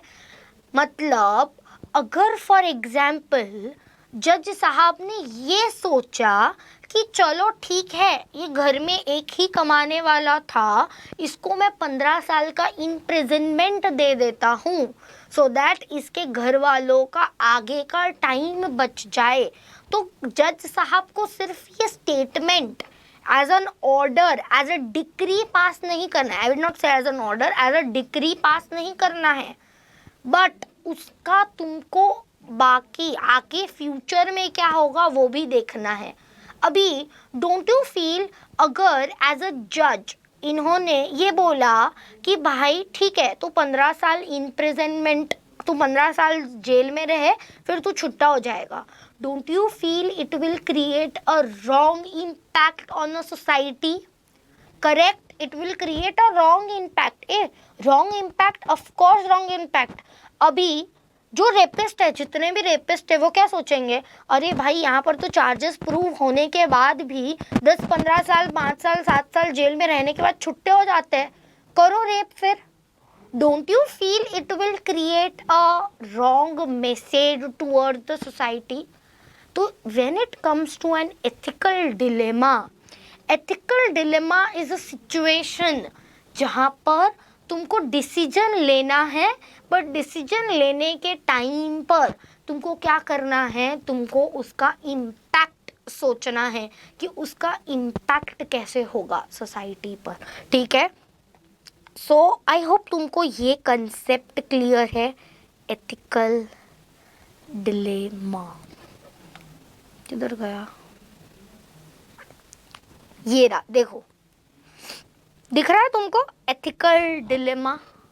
दिख रहा है तुमको? Ethical dilemma is a problem in the decision making process between two possible options. क्या जज के पास 2 पॉसिबल ऑप्शंस थे? यस, एक ऑप्शन था कि जेल भेज दो 15 साल की, एक कि उसको डेथ पेनल्टी दे दो। Neither of which is absolutely acceptable from an ethical perspective. Although we face many ethical and moral problems in our life, most of them come relatively straightforward solutions. On the other hand, ethical dilemma are extremely complicated challenges. अपने case में it was a complicated challenges that cannot be easily solved, ये easily solve नहीं हो सकता, समझ रहा है? Therefore the ability to find the optimum solution in such situation is critical to everyone. जैसे जज को डिफिकल्टी हो रही थी वो पर्टिकुलर इसमें रिजॉल्व करने में, every person may encounter an ethical dilemma in almost every aspect of the life, including personal, social and professionalism. हर बंदा एथिकल डिलेमा वाली सिचुएशन में आता ही है, समझा? अभी यहाँ पर some of the examples of ethical dilemma, some examples of ethical dilemma include taking credit of another work, तुमने किसी और के काम का क्रेडिट ले लिया। जो एम्प्लॉयज़ है, बॉस अक्सर यही करते हैं। Offering a client a worst product for own profit, तुम बोलते हो कि हम लोग का product is a very good product, quality product है, बट तुम क्वालिटी प्रोडक्ट प्रोवाइड ही नहीं कर रहे हो, तुम एकदम चीप क्वालिटी का प्रोडक्ट प्रोवाइड कर रहे हो, बट तुम पैसा एकदम क्वालिटी जैसा अच्छी क्वालिटी हो वैसा ही लेते हो। Utilising insight knowledge of your own profits. How to solve an ethical dilemma? The biggest challenge of an ethical dilemma is that it does not offer any obvious solution that would comply with ethical norms. Throughout the history of humanity, people have faced, ये ठीक है, ये normal इन लोग ने बोला है,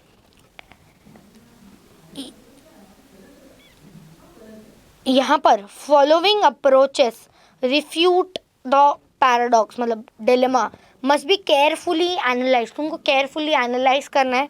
the existence of dilemma can be logically refuted, refuted का मतलब क्या होता है कि कैसे हम इसको शांति से ये प्रॉब्लम का सोल्यूशन निकाल पाए। Value theory approach, choose an alternative that offers greater good और लेसर एविल, कम से कम नुकसान हो, ज़्यादा से ज़्यादा खुशी हो। फाइंड अल्टरनेटिव सोल्यूशन, कोई और अल्टरनेटिव सोल्यूशन ढूंढ लो। Can be reconsidered and new alternative solution में अराइव। देखो ये जो मैंने तुमको बोला ना इम्पैक्ट वाला, इन जनरल एथिकल डिलेमा में हम वही देखते हैं। यहाँ पर इनडायरेक्ट वे में ये यही बोलना चाह रहे हैं कि यू शुड ऑलवेज फाइंड ऐसा कोई सोल्यूशन, दिख रहा है ये सब अप्रोचेस क्यों दिए? Must be carefully analysed, the existence of dilemma can be logically refuted. फिर उसके बाद alternative that offer greater good and lesser evil, ज़्यादा से ज़्यादा खुशी मिले बट कम से कम नुकसान हो। अल्टरनेटिव सॉल्यूशंस, तो यहाँ पर can consider new alternative option. तो यहाँ पर तुम अल्टीमेटली क्या देख रहे हो? अल्टीमेटली तुम यही देख रहे हो कि सोसाइटी पर कितना इम्पैक्ट आएगा, कम से कम इम्पैक्ट सोसाइटी पर आना चाहिए। समझ रहा है तुमको? Most ethical and common issues, common ethical issues in business, unethical accounting. इसका बेस्ट एग्जाम्पल अगर कोई था तो वो था सत्यम का केस। मैंने तुमको रेगुलर लेक्चर में वो सत्यम का केस वगैरह बताया था। ये एनरॉन का ये पूरा केस दिया है। यहाँ पर इसका जो अंदर का कंटेंट है ना, इसको छोड़ दो। ये पूरा वो एनरॉन का केस वगैरह दिया है 2001 का, so not important. Social media ethics, again यहाँ पर widespread nature of social media has made it a factor in employee conduct online and after hours. Ethical of companies to fire or otherwise punish employee for what they post about. क्या तुम post कर रहे हो उसी के ऊपर social में, ये अगेन ये कंटेंट तुम तुम्हारे हिसाब से लिखोगे। Harassment and discrimination, of course यहाँ पर भी ना ये लोग ने ये कंटेंट दिया है, ये तुम नहीं लिखोगे। तुम in general harassment and discrimination के बारे में लिखोगे। Health and safety, of course proper right to a safe working environment and work conditions. Non disclosure वाला ये देखो, steps to resolving and ethical dilemma, list the alternative course of action. कोई और alternative course of action है या नहीं? ये ethical dilemma तुमने ऑलरेडी कंप्लायंस मैनेजमेंट में भी पढ़ा है। हाँ, कंसिडर द कॉन्सिक्वेंसेस। क्या मैंने तुमको बोला ना, कॉन्सिक्वेंसेस क्या इम्पैक्ट, मैंने तुमको यही बोला। इनडायरेक्ट वे में ये इम्पैक्ट की बात कर रहे हैं, क्या इम्पैक्ट क्रिएट होगा। Think carefully about the range of positive and negative consequences. क्या अगर मैं जो इंसान रेप कर रहा है, अगर वो इंसान का मैं ऐसे बोलूँ कि भाई तू 15 साल जेल में रहे, don't you feel it will create a negative consequences सारे रेपिस्ट के लिए? वो लोग क्या सोचेंगे कि भाई रेप कर लो, बाद में तो जो होना है 15 साल के बाद सब कुछ नॉर्मल ही हो जाता है। डोंट यू फील कि लोग वैसे सोचेंगे फिर? Correct. associated with each other on different path, who and what will be helped by what is done। दिख रहा है who and what will be hurt, किसको हर्ट होगा। Kind of benefits and harms are involve and what are the relative values, क्या relative values है। Short term and long term implications. Don't you feel अगर एक rapist को हमने बोला कि तू 5 साल जेल में रहे, डोंट यू फील कि वो एक रॉन्ग इम्पैक्ट क्रिएट हो जाएगा, लॉन्ग टर्म इम्प्लीकेशंस बहुत ख़राब होंगे। एनालाइज द एक्शंस, कैसे एक्शंस यहाँ पर दिख रहा है। व्यूइंग द एक्शन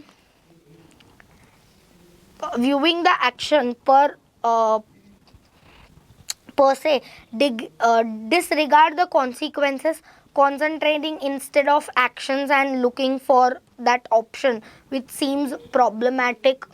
बराबर। How do the option measures up moral principle like honesty, fairness, equality, recognition of social and environmental vulnerability, make decisions and act with the commitment।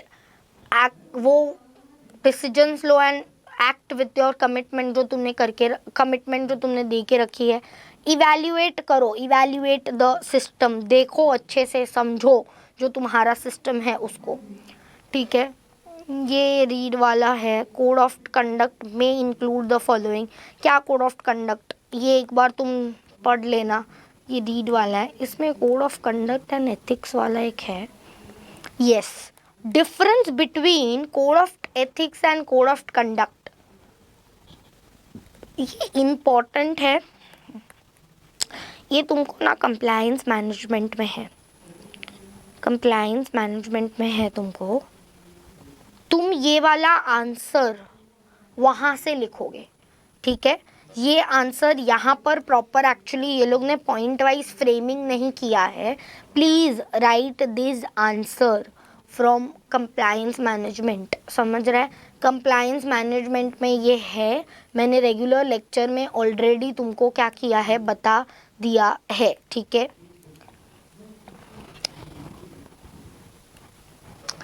Advantages of business ethics, again important, exam में question आ सकता है, ठीक है। Attracting and retaining talent, it will help to retain the talent, ठीक है। Again investors loyalty, लोग तुम्हारी ऑर्गेनाइजेशन में इन्वेस्ट करना चाहेंगे। कस्टमर्स सेटिस्फैक्शन, कस्टमर्स काफ़ी ज़्यादा सेटिस्फाइड रहेंगे। रेगुलेटर्स, यहाँ पर तुम्हारे ऊपर इतना कुछ ध्यान नहीं दिया जाएगा। अगर तुमने प्रॉपर कंप्लायंस किया है, प्रॉपर एथिक्स को फॉलो कर रहे हो, तो इसका अंदर का कंटेंट तुम तुम्हारे हिसाब से लिख सकते हो। एडवांटेजेस ऑफ बिजनेस एथिक्स, इसके ऊपर क्वेश्चन आ सकता है, ठीक है। पार्ट बी में ऑलरेडी क्या इम्पोर्टेंट है वो मैंने तुमको बता दिया है, ठीक है। क्या इम्पोर्टेंट है क्या इम्पोर्टेंट नहीं है मैंने तुमको ऑलरेडी बता दिया है वो।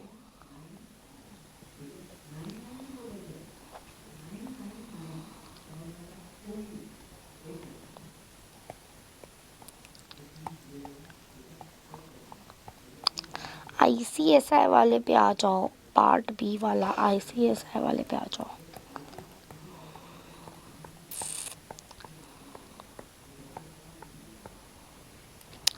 यस, यहाँ पर आओ, ICSI anti bribery code.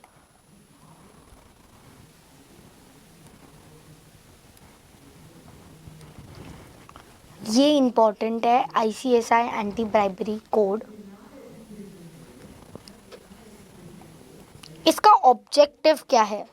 To ensure that neither the company nor any of its क्या employees, directors, authorise representatives indulge in bribery, ठीक है। Bribery is nothing but an कि एक्स्ट्रा पैसा देना सो दैट वो कुछ काम वाम करे। In any of their action taken for and on behalf of company in the course of economic, financial and commercial activity of any kind, ठीक है। इसका main objective is to prevent bribery, ठीक है। इसका स्कोप इम्पोर्टेंट है, scope mark कर लो कि ये किसके किसके ऊपर है एप्लीकेबल। स्कोप क्या है देख लो, applicable to company and its, किसको किसको अप्लीकेबल है, बोर्ड ऑफ डायरेक्टर्स को अप्लीकेबल है, एम्प्लॉयज को अप्लीकेबल है, agents, associates, consultants, advisory, representatives, intermediaries, उनको अप्लीकेबल है। एम्प्लॉयज में ये ध्यान रखना कि full time, part time, employed to any third party, मतलब थर्ड पार्टी मतलब कॉन्ट्रैक्ट बेस पर कुछ एम्प्लॉयज अपॉइंट होते हैं तो उनको भी है, दिख रहा है, थर्ड पार्टी कॉन्ट्रैक्ट। फिर contractor, sub contractor, supplier of goods and service, ये भी इम्पॉर्टेंट है, यहाँ से क्वेश्चन आ सकता है, ये क्वेश्चन आ सकता है। फिर ये वाला क्लॉजेस वाला क्वेश्चन तो ऑलरेडी ये लोग ने D24 में पूछ लिया था फॉर 7 मार्क्स, ठीक है। ये मैंने तुमको बता दिया था already. Adherence to anti corruption laws हो गए। फिर ब्राइबरी इन प्राइवेट सेक्टर, यहाँ पर देखो द कंपनी और इट्स, अगेन यहाँ पर स्कोप के ही पॉइंटर्स आ रहे हैं, directors, employees, agents, associates, consultants, advisory, representatives, intermediaries, बराबर। Facilitation payments, no payment shall be made by company either directly or through its employees, again यहाँ पर भी director, agent, associate, consultant, adviser, representative और intermediary, बराबर। Bribery to foreign public officials, again यहाँ पर भी वही लोग आ रहे हैं, देखो, ठीक है। Policy of gift hospitality and expense, follow a policy as approved by board, फिर विसल ब्लोअर मैकेनिज्म, ठीक है, इसमें से, ठीक है, ये आ सकता है guiding in instructions for implementation of code, ये इम्पॉर्टेंट है, ये आ सकता है तुमको, ठीक है, ये इम्पॉर्टेंट है, ये आ सकता है। यहाँ पर सेम अडॉप्टेड वॉलेंटरीली, ये तुमको अडॉप्ट वॉलेंटरीली है of course, approved by board of directors, कोई भी change in code shall be made with the approval of board of the company। फिर कम्युनिकेट करना है तुमको सारे existing employees, management and board members को, correct. All existing employees, management, board members unconditionally follow करना है code in its entirely throughout their employment और association with the company, ठीक है। All agents, associates, consultant, advisers, all the contractor, sub contractor required, ये लोग को भी follow करना है। मैं तुमको एक बात बोलूँ, स्कोप में जो पॉइंटर्स लिखे थे ना, स्कोप में जो कवर थे ना, उसी का ये लोग अलग अलग से, ये लोग ने क्या बनाया है, हेड पॉइंट बनाया है, ठीक है। ये इम्पोर्टेंट है, आ सकता है। गिफ्ट हॉस्पिटैलिटी पे, model purchase of through suppliers, unique service providers, guidelines for whistle blower policies, ये ठीक है, ठीक है। तुम्हारा यहाँ पर चैप्टर समाप्त होता है, ठीक है, चैप्टर ख़त्म है। पार्ट बी का मैंने ऑलरेडी जो इम्पोर्टेंट है तुमको वो दे दिया था, रेगुलर लेक्चर में ही मैंने दे दिया था, ठीक है, वो मैंने तुमको ऑलरेडी रेगुलर लेक्चर में दे दिया था, तो वो तुम ख़त्म कर सकते हो, ठीक है। With this we have completed chapter 11 as well, ठीक है। तो यहाँ पर तुम प्लीज़ इफ़ यू वांट, मेरे हिसाब से तुमको part A and part C पर ज़्यादा फोकस करना चाहिए, ठीक है। Part A and part C पर ज़्यादा फोकस करना चाहिए, यही क्वेश्चन, यही इस पे तुमको क्या बोलते हैं, एग्ज़ाम में क्वेश्चंस बनने के चांसेस है, ठीक है, ओके, ठीक है। So yes, with this we have completed chapter 11 as well. देखो 11 में तो जो इम्पोर्टेंट था मैंने वही पढ़ा है, इनफैक्ट पूरी रिवीजन सीरीज़ में जो इम्पोर्टेंट है मैंने वही तुमको पढ़ाया है, ठीक है। ओके, ठीक है, चलो, okay. With this we have completed your chapter number 11 as well. See you in the next revision series, revision session. Till then, please take care of yourself and bye bye.